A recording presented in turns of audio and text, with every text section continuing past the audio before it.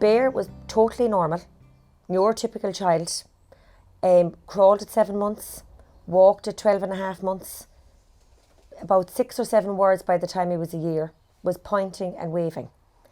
And at 14 months, just regressed into his own little bubble. It's like he could see something in the distance and you couldn't reach him. And basically, that was the beginning of the end till we met Karen O'Connor. The first thing I noticed was the toe walking. Instead of walking on the flats, he just went right up like he was in a pair of imaginary high heels. Hands over the ears, kind of his fingers in his ears, in a busy place, and looking really distressed and anxious. He was white. He was as white now as the paint. Just no personality. It sounds very dramatic, but like he was soulless, he was lifeless. And no smiling. If you even see the sight of peas, I remember he looked at peas, the vegetable peas, and he started vomiting. So, and then the spitting came in. And banging the head, eating leather. You name it, Bear had it. At that stage, I was I knew 1 or 2 other mothers that had concerns with their own kids, and they had been diagnosed with autism.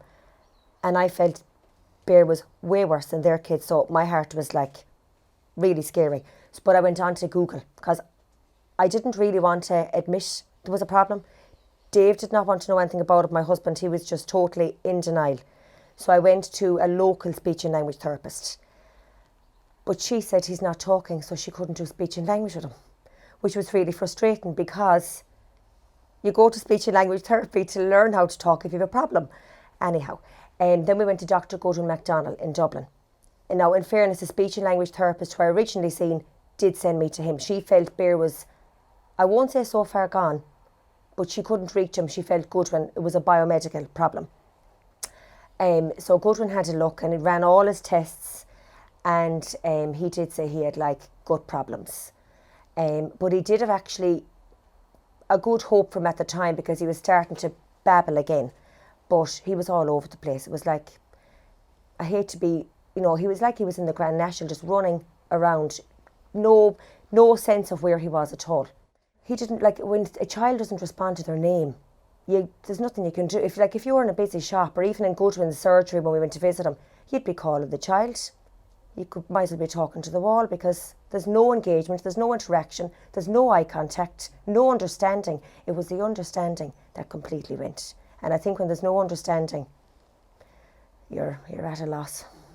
I actually went down the homeopathy route and I done something called the cease therapy, which made Bear quite unwell.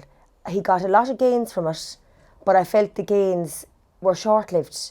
He'd come on and then he'd go back.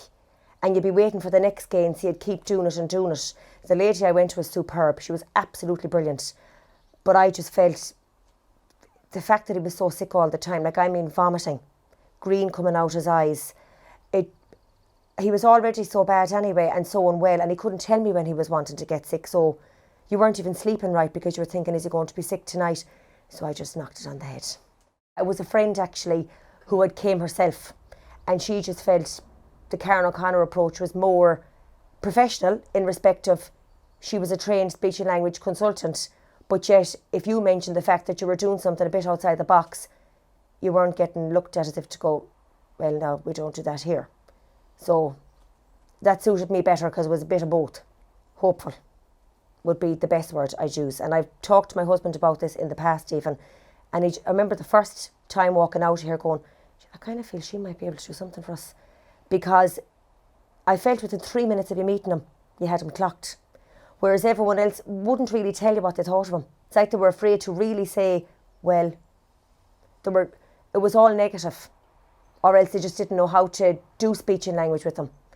You were offering something that gave us a gradual step towards normality. When I first seen the jigsaw, I was saying, well, the feet to the head, that's a long way to go. And I wanted him better yesterday. So I was saying, oh God. But then I actually looked at it and I thought, do you know what? The gut. I kept hearing people telling me about the gut, but no one telling me what to do with the gut. So I thought, do you know what? Let's just throw everything in the kitchen sink at this. You just seemed, Karen just seemed so overly confident that she could help. I thought, well, I'm going to put a shot at this and see where it goes. And it was like Karen was a Rolodex for any mother or father that was desperate to help their child. It was like, send the child here for this, send the child here for this, even to a chiropractor. Who would have thought of a chiropractor for a child that was so distant? And I can honestly say that and the therapeutic listening and the lift equals game changer. With Bear, before the therapeutic listening, he was sad. He was just sad. I can't describe it. No personality. Yeah, I don't even want to think about it. I nearly want to cry if I think back. And that was only about 6 months ago. But within about 4 days of using it, which is very early, really, he kind of started coming up to us. And his expression, he wasn't even smiling, but he was more like he was seeing us for the first time. I remember him feeling my face. Like his eye contact is still not 100%. But oh my God, like sometimes it's excellent anyway. But I remember after that 4 days going, oh no, we're on to something here. Because I just felt he had an interest in everybody else, bar himself. I found in the beginning, his spinning got worse. Definitely it did. He was like a twirly top for about 2 months. But then things started to calm down.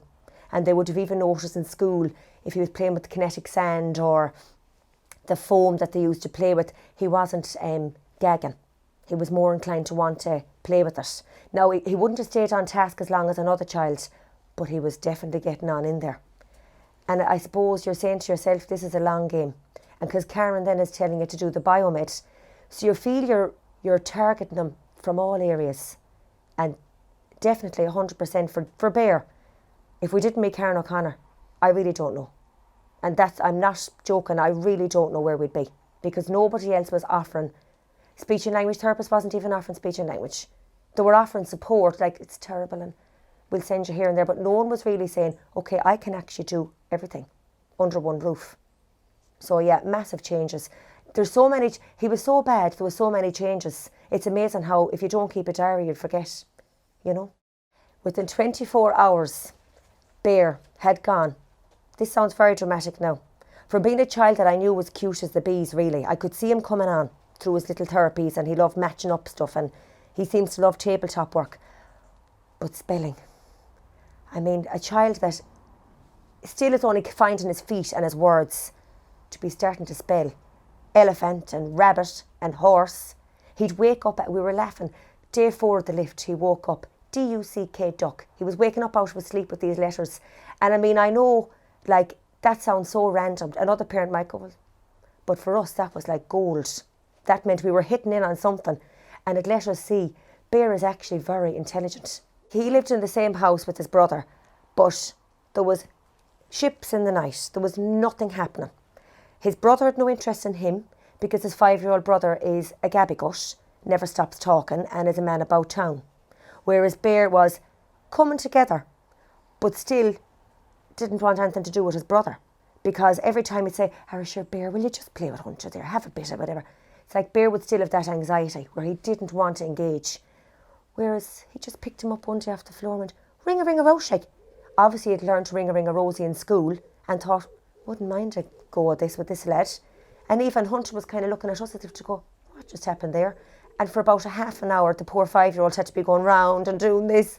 But whereas now it's gone into, he's using the ring-a-ring-a-rosie as an initiation to have a dust-up, a good old scrap in a nice way. But so that's their means of communication for now. Because Bear is still only at the stage of words and his expressive language, unless it's for something that he sees like a cow or a sheep or if he wants a drink or a biscuit, he's great for that. So it's brought on his expressive language, definitely. But with regard to Hunter, he's still pulling him by the hand, but it's better than walking by him. I'd say before the lift, I'd say he might have had a good 50 if I could pull them out of him. I don't want to say how many he'd have now. Like, I'll say genuinely 500. Because even when we were driving in to see Karen on 7 days into the lift, I said, well, now we're going into Karen. Can you say Karen?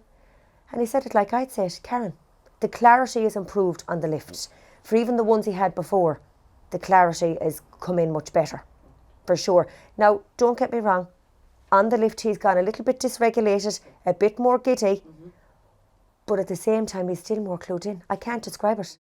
And he was more emotional within, I'd say, within the first listen of the lift, because we'd done an hour slot and an hour slot. So within the first listen, I said to Dave, God, he's crying over there.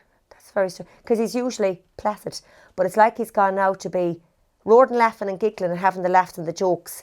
But then he could have this, Wah! But so easily brought out of it. He's not one of these that'd be in a mad temper. Yeah. But definitely the emotions are. I would absolutely recommend Karen's programme.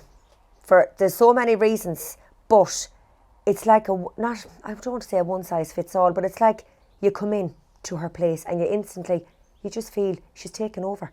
You kind of feel your problem has been taken off you a little bit, because she so understands the children she's meeting. It's not a case of kind of saying, I hope she understands. I didn't feel I had to come in to Karen O'Connor and say, well, he's doing this now and he's doing this. She was saying to me, do you find he's doing this? Do you find he's doing that? So I knew straight away. And every programme is so tailor-made. It's not just like, we'll throw that at it now and see what happens. Because you're going the biomed, you're going the body brushing, the oral motor massage, you're doing the spinning board.